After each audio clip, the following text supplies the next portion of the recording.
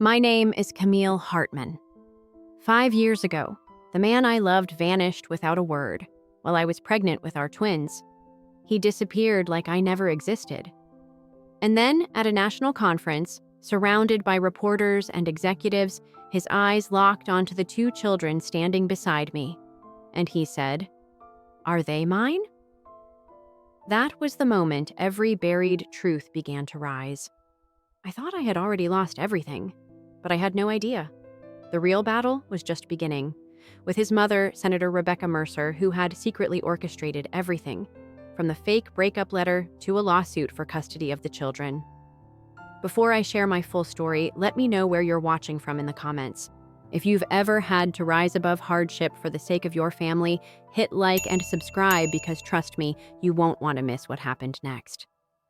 The pregnancy test slipped from my fingers, clattering against the bathroom tiles of my cramped Boston apartment. Two pink lines stared back at me from the floor, as certain as the architectural blueprints I'd been drafting just hours before. My hands found my stomach, still flat beneath Julian's old MIT sweatshirt, the one thing of his I couldn't bring myself to throw away. I tried calling him 17 times that night. Each call went straight to voicemail, his professional voice asking me to leave a message. "Julian, please. I need to talk to you. It's important." My voice cracked on the last word, but I couldn't say more. Not like this. Not to a machine. The silence stretched for days, then weeks. I wrote him a letter, actual paper and ink, because some truths felt too heavy for digital screens. I mailed it to his office at Mercer Tech, marked it personal and confidential. I even paid extra for delivery confirmation. The signature on the receipt wasn't his. By the time my first ultrasound revealed twins, I'd stopped checking my phone every 5 minutes. The technician's cheerful 2 heartbeats felt like a cosmic joke. I was 24, alone, and carrying 2 pieces of a man who'd vanished from my life as completely as if he'd never existed. My supervisor at the Environmental Architecture Fellowship noticed my morning sickness before I could hide it. "Camille, honey, you look green. Maybe you should sit down." But sitting down meant accepting this new reality, and I wasn't ready. I worked through the nausea, through the exhaustion, through the growing weight of my body and my fear. The day I finally accepted Julian wasn't coming back, I stood in front of the mirror, my belly just beginning to show. The woman staring back at me looked older, harder. The soft edges of first love had been carved away, leaving something sharper in their place. I packed my few belongings, left a resignation letter at the fellowship office, and bought a one-way bus ticket to Haven Ridge, a small coastal town in Oregon where nobody knew my name or my shame. The twins kicked for the first time as the bus crossed the state line. 2 distinct movements, like they were already asserting their separate identities. I pressed my palms against the spots where I'd felt them and whispered, "It's just us now. But I promise you, that's enough. It has to be enough." Haven Ridge welcomed me the way small towns do, with curious looks and careful kindness. I rented a cottage on Maple Street, its peeling paint and overgrown garden a perfect match for my fractured state. The local architecture firm, Coastal Design Collective, hired me despite my swollen belly. "We need someone who understands green spaces," Patricia, the owner, said simply. "When you're ready to work after the babies come, we'll be here." Milo arrived first on a Tuesday morning, screaming his fury at the world. Avery followed 3 minutes later, quiet and watchful. The nurse placed them on my chest, and I saw Julian in the curve of their noses, the shape of their eyes. My heart cracked and mended simultaneously, creating fault lines that would never fully heal. Those first months blurred together. Endless nights of tandem feeding, diaper changes that required military precision, and the bone-deep exhaustion that comes from being everything to someone. To 2 someones, I learned to function on 3 hours of broken sleep, to design sustainable community centers while bouncing a fussy baby on my hip, to smile at the grocery store when well-meaning strangers asked about their father. "Deployed," I'd say, the lie rolling off my tongue easier each time. It was simpler than explaining abandonment to people who meant well but couldn't possibly understand. The twins were 2 when I finally Googled Julian's name. The first headline made me close my laptop. Julian Mercer named youngest CEO in Mercer Tech history. The accompanying photo showed him in a designer suit, shaking hands with senators and tech moguls. No wedding ring, I noticed, hating myself for looking. Patricia found me crying in the office bathroom the next day. She didn't ask questions, just handed me tissues and said, "Whatever he did, he's the one who lost." I wanted to believe her, but late at night, when the twins slept and the house creaked with coastal wind, I wondered if I was the one who'd lost everything. The surprise came in the mail 3 years later, an invitation printed on cream cardstock, my name in elegant calligraphy. The National Architecture Conference in San Francisco wanted me to present my award-winning design for community healing spaces.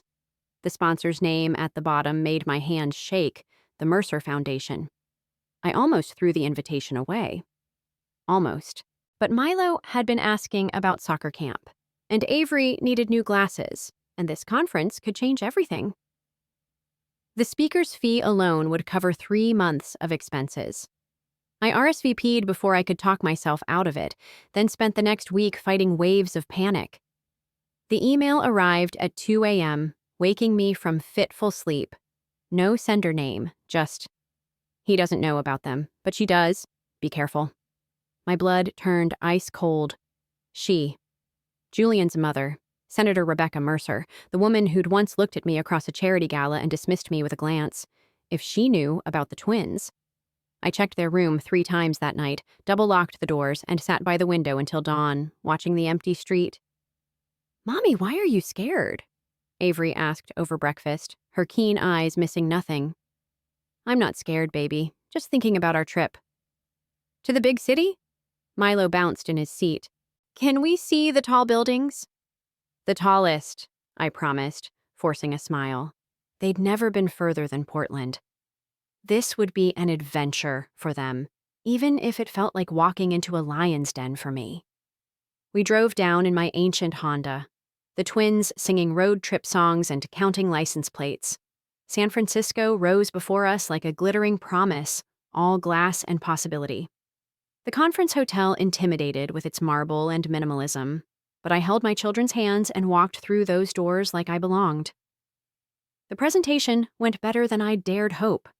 My voice stayed steady as I explained how architecture could heal trauma, how spaces could rebuild what violence had broken. The audience applauded, some wiping their eyes. I'd done it. I'd proven I was more than the girl Julian Mercer had left behind. Then I saw him. He stood near the exit, surrounded by reporters and handlers, his profile sharp against the window light. 5 years had refined him, added gravitas to his beauty. My body recognized him before my mind could mount defenses, the familiar tilt of his head, the way he gestured when making a point. "Mommy, I finished my picture." Milo tugged my hand, holding up his conference activity book. "Look, I drew our house." Julian turned at the sound. Our eyes met across 20 feet of conference carpet. Then his gaze dropped to the children flanking me, and I watched his face cycle through confusion, recognition, and something that looked devastatingly like grief. A camera flash went off, then another, and I knew with horrible certainty that there was no running from this anymore. "Are they mine?" His voice hadn't changed. Still that low rasp that used to whisper poetry against my neck. He'd crossed the space between us while I stood frozen, my children pressed against my legs like small sentinels. "You think anyone else could make them?" The words came out sharper than intended, 5 years of hurt compressed into a single sentence. His face crumpled. "Camille, Mommy, who's this?" Avery's voice cut through whatever he might have said. She studied Julian with those eyes, his eyes, that missed nothing. "An old friend," I managed. "We need to go." But Milo, my brave boy, stepped forward. "I'm Milo. This is Avery. We're 5. 5, Julian repeated faintly. His hand rose like he might touch them, then fell. I need to... You need to step back." I pulled my children closer. "We're leaving. Please." The word broke from him. 5 minutes, just please." I should have walked away, should have protected us all from whatever came next. But the raw pain in his voice stopped me. "Kids, go sit on that bench. You can see the fish tank from there." They went reluctantly, shooting curious glances back. I wrote to you, I said once they were out of earshot. Called. Your office said you were engaged, that you didn't want contact. What? The color drained from his face. Camille, I would never. Your signature was on the rejection letter. That's impossible. I never saw. He stopped, understanding dawning in his eyes. My mother. The conference coordinator appeared, tapping her watch. Ms. Hartman, the press wants photos with our speakers. No, the word came out too loud. No photos with the children. But it was too late. That photographer had captured everything. Julian's shock, my defiance, two small children with their father's face. Within hours, it would be everywhere. We need to talk, Julian said urgently. Away from here. Please, Camille. I swear I didn't know. I looked at my children, peacefully watching tropical fish swim in endless circles. They deserved better than stolen moments and whispered truths. Tomorrow, Pier 39, noon, alone. I'll be there. He started to say more, then stopped. They're beautiful. They look like you. I turned away before he could see my tears. Come on, kids. Time to go. As we left, Avery slipped her hand into mine. That man looked sad, Mommy. Sometimes grown-ups are sad, I told her, wondering how long I could protect them from the tsunami about to hit our quiet life. Julian stood at the pier's edge, wind whipping his hair, looking nothing like the polished CEO from yesterday's photos. Dark circles shadowed his eyes. Good, I thought viciously. Let him lose sleep. Show me the letter, he said without preamble. I'd brought it, kept it all these years like evidence of a crime. He read it twice, his jaw tightening. This isn't my signature. It's close, but this is my mother's assistant's handwriting, former assistant, he corrected. She left the company 3 years ago. Convenient. I can prove it. He pulled out his phone, scrolled through contacts. She moved to Maine, opened a bakery. I can call her right now. Don't. I was too tired for more lies. It doesn't matter anymore. Doesn't matter? He stepped closer, and I caught his familiar scent, cedar and sea salt. Camille, I have 2 children I've never met, 5 years of their lives gone. First steps, first words, first everything. You think I don't know that? My voice cracked. You think I didn't want to share every moment? But you disappeared. Your family made it clear I was nobody, just some charity case playing at architecture. What was I supposed to do? Storm Mercer Tech with a custody petition? Yes. He ran his hands through his hair. God, yes. Anything but this. Easy to say now. I watched a seagull dive for fish. What's your mother planning? His silence told me everything. She knows, doesn't she? That email warning me. She filed a petition this morning. His words came out hollow. For grandparents' rights. DNA confirmation. She says she's protecting the Mercer legacy. The pier tilted beneath my feet. Stay. She can't. She can try. He caught my arm as I swayed. But I won't let her. I've already called my lawyers. Independent ones. Not the family firm. We'll fight this together. There is no together. I yanked free. There's me and my children, and there's you and your legacy. We've been fine without you. Have you? His eyes searched mine. Because I haven't been fine. I've been successful and empty and wondering why the best part of my life vanished without explanation. Now I know. It didn't vanish. It was stolen. From both of us. A tourist family passed, their laughter jarring against our intensity. When they were gone, Julian pulled a paper from his pocket. Milo's sick, isn't he? The blood drained from my face. How? I had DNA tests run on some hair from the conference room. I'm sorry, I needed to be sure. But Camille, he has the markers for von Willebrand disease. It's hereditary. I have it too. My knees buckled. All those bruises I'd worried about, the nosebleeds that lasted too long. He's okay. The doctor said kids are resilient. He needs monitoring, specific care. I can help. No! The word ripped from my throat. You don't get to swoop in now, and I'm not swooping. I'm trying to. He stopped, visibly collecting himself. What do you need? Not what I need or my mother needs. What do you need to feel safe? The question undid me. 5 years of armor cracked. I need time to think, to figure out how to tell them. They think their father is deployed. How do I explain? However you want. His voice gentled. I'll follow your lead, but Camille, I want to know them. Not as the Mercer heir, just as their father. Please. I thought of Milo's laugh, Avery's watchful eyes. They deserved more than my fear. Saturdays, public places, you come alone. The first time you bring your mother or lawyers or anyone else, we disappear. And I mean it. I'll take them so far, you'll never find us. Understood. He hesitated. Do you have pictures of when they were babies? The question broke something in me. I pulled out my phone, showed him the folder I'd labeled for Dad. Hundreds of photos I'd taken, thinking someday I'd be able to share them. His hands shook as he scrolled through their first days, first smiles, first everything he'd missed. Saturday, I said, taking the phone back. Aquarium, 2:00. I left him there, staring at the bay like it might give back the years we'd lost. Mommy's on TV! Milo's excited shout dragged me from sleep. I stumbled into the living room to find both twins staring at the morning news. There I was, deer in headlights at the conference, with the headline, Secret Mercer Heirs, Tech Dynasty's Hidden Scandal. My phone exploded with calls. Patricia, my parents in Vermont, friends I hadn't spoken to in years. I turned it off, made pancakes, and tried to pretend the world wasn't collapsing. Is that why the man looked sad? Avery asked, pointing at Julian's image on screen. Because he missed us? The doorbell rang before I could answer. Through the peephole, I saw 3 reporters and a news van. We escaped through the back door, drove to Patricia's house while my hands shook on the wheel. Stay as long as you need, she said, pulling us inside. Her living room became our bunker. The twins colored while I watched my private life dissected on every channel. Old photos from MIT surfaced. Julian and me at climate protests, building sustainable housing models, young and hopeful and stupid enough to think love conquered all. My phone, when I finally turned it on, had 47 missed calls from Julian. His text was simple.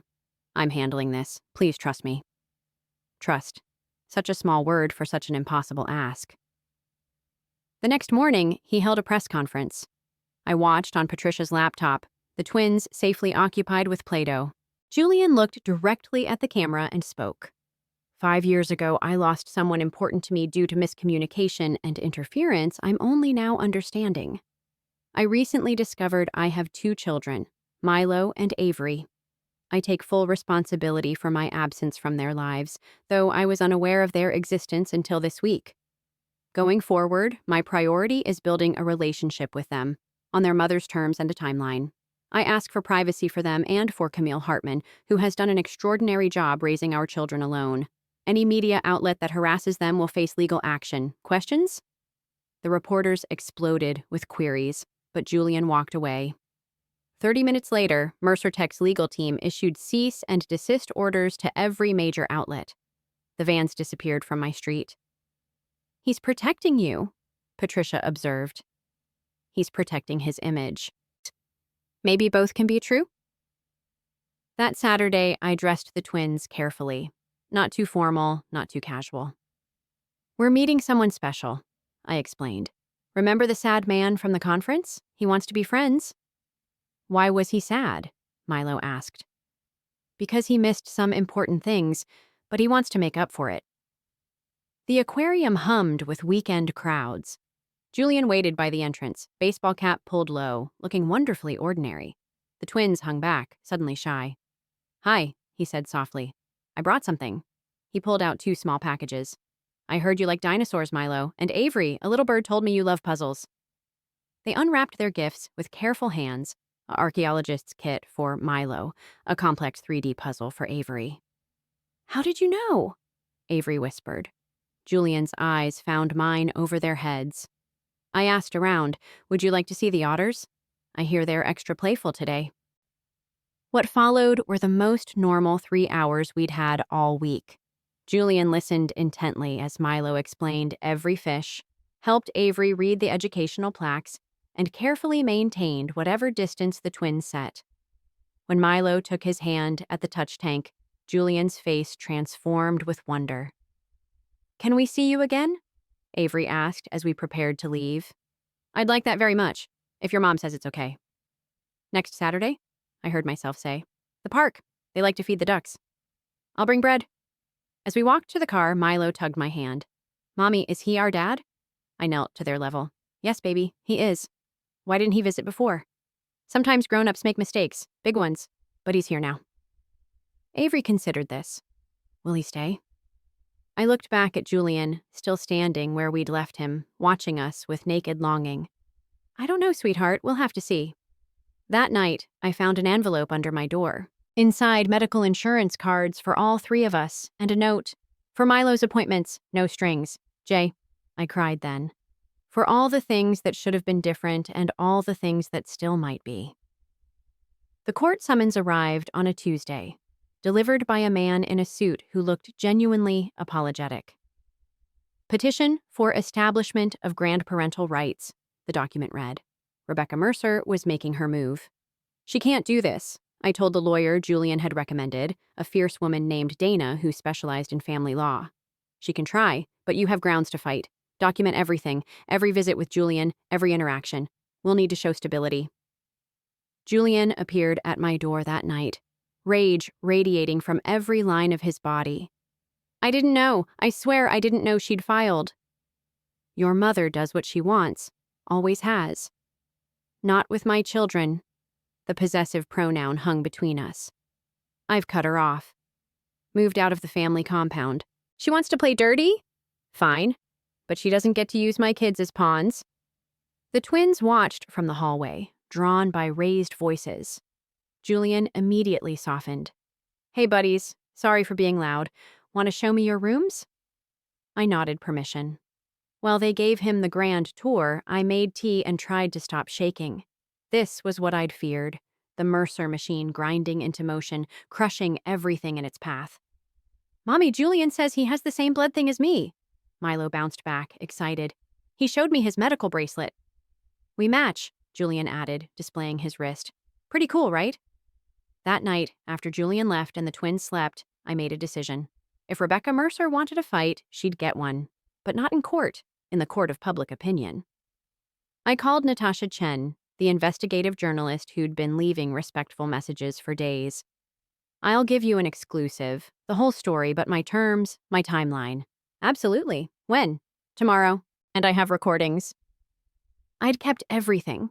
Voicemails from MIT days, the rejection letter, emails from Julian's assistant saying he was indisposed whenever I'd tried to reach him. Evidence of a pattern, a wall built between us. The article went live Thursday morning. The Mercer heir they tried to erase, a mother's 5-year fight for truth. Natasha had woven our story with surgical precision. The fellowship where we'd met, the sudden silence, the years of single motherhood while Julian was groomed for success. My phone rang. Julian, you could have warned me. Like your mother warned me about the court filing? Fair, he sighed. The twins okay? They're at school. Patricia's picking them up just in case. Good. Camille, there's something else. My mother's assistant, former assistant, she kept records, recordings. She's willing to testify that my mother ordered her to intercept your communications. The room spun. She has proof? Audio files. She sent them to Dana this morning. Apparently, my mother's been planning this for years. She knew about the pregnancy, knew about the twins. She was waiting for the right time to claim them. The right time being when you're established as CEO, when they'd be assets instead of scandals. Exactly. His voice turned hard. She miscalculated. I choose them. I choose you, every time. Julian, I know you don't trust me. I know I have to earn it, but I need you to know I would have chosen you then too, if I'd known. The doorbell rang. Through the window, I saw Dana with a box of files. Your lawyer's here. I have to go. Camille, we're going to win this, together or separately, however you want to fight. We're going to win. After he hung up, I stared at the phone. Together or separately. For 5 years, it had been just me. Now I had an ally who happened to be the father of my children. The irony wasn't lost on me. Dana spread papers across my kitchen table. The audio files are damning. Rebecca Mercer instructing staff to handle the situation, to protect Julian from distractions. We have enough to bury her in court. I don't want to bury anyone. I just want her to leave us alone. Then we offer a deal. She backs off, permanently, or we go public with everything. I thought of Milo and Avery, innocent of the adult machinations swirling around them. Do it. End this. That night, I told the twins we were winning. They didn't understand what exactly, but they cheered anyway. Sometimes victory looked like legal documents. Sometimes it looked like two 5-year-olds dancing in dinosaur pajamas, finally safe from forces they'd never known threatened them. Rebecca Mercer capitulated with the grace of a dethroned queen. Her lawyers delivered the withdrawal of petition with a non-disclosure agreement I refused to sign. Tell her the truth is my insurance policy, I instructed Dana. She stays away, I stay quiet. Spring arrived in Haven Ridge with unusual warmth.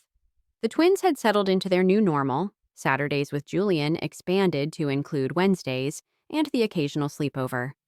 He had rented a house 10 minutes away, close enough to help, but far enough to respect boundaries. I like having a dad, Milo announced over breakfast, casual as discussing weather. Ben's dad taught him to fish. Maybe Julian can teach me. He'd love that, I said, surprising myself by meaning it. The text came that afternoon, not from Julian, from his mother. I would like to meet my grandchildren, on your terms, please. I stared at it for an hour before forwarding it to Julian. His response was immediate. Your call. I support whatever you decide. That evening, while the twins played in the yard, Julian and I sat on the porch steps. She's never apologized for anything in her life, he said. This is huge for her. It's not about her. No, it's about them. He watched Milo chase fireflies. What do you think? I think everyone deserves a chance to make things right. One chance. The meeting happened at a neutral location, a park in Portland. Rebecca Mercer arrived alone, looking older than her press photos. She watched the twins play for 10 minutes before approaching. They look like you did at that age, she told Julian. Then to me, Miss Hartman, Camille, I owe you an apology. You owe me 5 years. Yes. She didn't flinch. I told myself I was protecting my son. The truth is I was protecting an image, a legacy that means nothing compared to those children. Pretty words. Then let me offer more than words. I've established education trusts for both twins, irrevocable, and I'll sign any document you require limiting my involvement to whatever you're comfortable with. I studied her, this woman who'd stolen so much. Supervised visits. Once a month. You come here, not them to you. First sign of manipulation, we're done. Accepted. Later, Julian asked if I'd forgiven her. No, but holding on to anger takes energy I need for other things. Summer brought a job offer. Lead architect for a new women's shelter in Portland. My green space design had won awards, opened doors. Take it, Julian urged. The twins and I will be fine. This is your dream. Since when do you know my dreams? Since you gave that presentation, you want to build spaces that heal. This is your chance. He was right. I accepted the position, threw myself into creating something beautiful from broken pieces. The irony wasn't lost on me. One evening, I arrived home to find Julian teaching both twins to ride bikes in the driveway. Avery wobbled past, shrieking with delight. Milo followed, steadier but cautious. Mommy, look! No training wheels. I see that. I dropped my bags, grabbed my phone to capture the moment. Through the lens, I saw what we looked like. A family. Not perfect, not traditional, but real. We ordered pizza, Julian said. Figured you'd be tired. Stay for dinner? If you'll have me. That night, after the twins were asleep, we sat on the porch again. I got an offer today, he said. Teaching position at Portland State, Sustainable Technology Program. That's a big change from CEO. I'm ready for big changes. He turned to me. Camille, I need to say something. I'm not asking for anything, just need you to know I love you. Still, always. But more than that, I respect you. What you've built here, who you've become, it's extraordinary. Julian? I know, too much history, too much hurt. But I wanted you to know. I thought about forgiveness, about second chances, about the family we'd accidentally become. Ask me again in a year. Really? I'm not saying yes, I'm saying maybe. That's all I have right now. Maybe is more than I deserve. He stood to leave. Same time tomorrow? Milo wants to show me his bug collection. Same time. Height. As his tail lights faded, I realized the anger was gone. Not the caution, that would take longer, but the rage that had fueled me for 5 years had transformed into something else. Not quite hope, not quite trust, but maybe, just maybe, the beginning of both. 1 year later, I stood in my completed shelter, watching the first residents explore their new spaces. Healing gardens stretched beyond floor-to-ceiling windows. Children played in a courtyard designed for safety and wonder. Everything I'd dreamed of building made real. It's beautiful, Julian said from the doorway. He'd brought the twins for the opening ceremony. They wore matching "My Mom Built This" t-shirts I hadn't known existed. Did you make those? Guilty. Too much? Perfect. Milo's medical alert bracelet caught the light as he hugged me. His condition, properly managed now, rarely caused problems. Avery had started wearing glasses, purple frames she'd chosen herself, and looked more like Julian every day. "Mommy, can we see your office?" they asked in unison. "Of course, but first there's something I need to tell you both." I knelt to their level. Julian asked if we'd like to be a real family, all of us together. What do you think? Does that mean he'd live with us? Avery asked. It would mean we'd find a new house, together. With a bigger yard? Milo negotiated. For a dog? Julian laughed. The biggest yard in Haven Ridge. Then yes, they crashed into him, a tangle of limbs and joy. Over their heads, Julian met my eyes. Is that a yes from you too? It's a beginning, I said. We'll figure out the rest as we go. He kissed me then, gentle and sure, while our children giggled. Not the passionate kiss of young lovers, but something deeper. A promise between people who'd learned that love alone wasn't enough, but love combined with respect, patience, and fierce protection of what mattered. That could build something unshakable. Ready? I asked, taking his hand. For what? Everything. We walked into the shelter together, our children running ahead, their laughter echoing off walls built to hold joy after sorrow. Behind us, the past stayed where it belonged. Ahead, the future waited, uncertain but no longer fearsome. I'd learned to build more than buildings. I'd learned to build hope from heartbreak, trust from betrayal, and love from the ashes of what was lost. The twins had taught me that. Julian had proven people could change. And I'd discovered that the strongest foundations weren't the ones that never cracked, but the ones rebuilt with knowledge of where the fault lines lay. Sometimes the best architecture rose from ruins. Sometimes the most beautiful families were the ones that shouldn't have worked but did anyway. And sometimes, just sometimes, second chances were really just first chances that took a little longer to arrive.